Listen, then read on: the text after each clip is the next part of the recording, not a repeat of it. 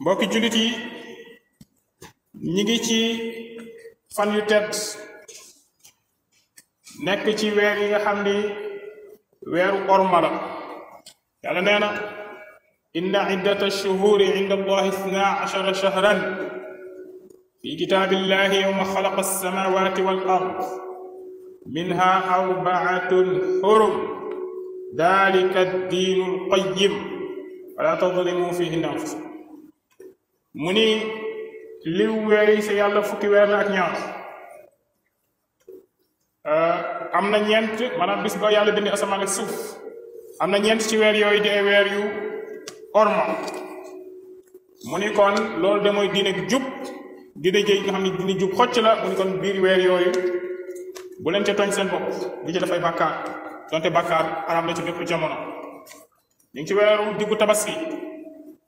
muy dul qaada bokk ci ñeneentu weer yu tedd yooyu ci at mu nekk waaye ñu dëgmal weer wi nga xam ne mooy dul xijja mooy weeru aj gu màgg gi bokk ci ñetti weeru aj yi waaye di weeru tabaski feet bi gën a rëy ci lislaam di iidul adha dégg nga di am ci weer boobu ak li nga xam ne mooy aj gu màgg gi kon ay jamono yu tedd la yu dëgmal jamono yoo xam ni ci xadis abu hurayra anhu mu ni yonente bi sallallahu alayhi wa sallam dafa wax ni ma min ayaamin al amal saalixu fiha ahabu ila allahi min hadihi al ayam amul benn ci ay bis yoo xam ni def ci jëf ju baax yàlla gën na koo bëgg ñu def ko ci jamono yi moo tax yàlla wax wal fajri wa layaalin ashr yàlla daal di waat ci fukki guddi ñu ni kon mooy fukki guddi yi nga xam ne moo njëkk ci weeru tabaski nga xam ne kon mooy bis yi gën a mooy guddi bis yi gën a tedd ci jamono yonent bi ni jëf ju baax ci bis yooyu maanaam mooy jëfu naafila dégg nga moo gën def ko ci beneen jamono ñu ni ko waral jihaadu fi sabilillah maanaam jëf ju baax ci jamono ji ñu def ko ak jëf ju baax ci beneen jamono ba ci jihaad ci yoonu yàlla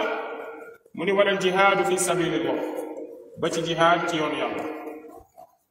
mu ni illa rajulun xaraja bi maalihi wa bi xaraja yuxaatiru bi nafsihi wa maalihi fa lam yarja min dalika bi shay na rek ki nga xam ne kon génn na ak bakkanam ak alalam ci yoonu yàlla te ñaar yooyu benn dellu siwu ci ñàkk bakkanam ñàkk alalam ci yoonu yàlla lu dul loolu rek jëf ju baax yi ñu def si jamono ji moo ko gënt di ay bisi kàbbar tudd yàlla màggal ko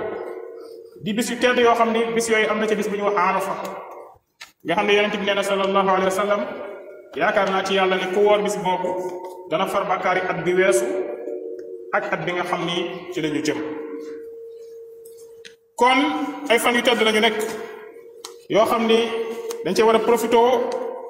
dégg nga gën a góorgóorlu ci jaamu yàlla gën a wattandiku li nga xam ne moom mooy borom bi subhanahu wa taala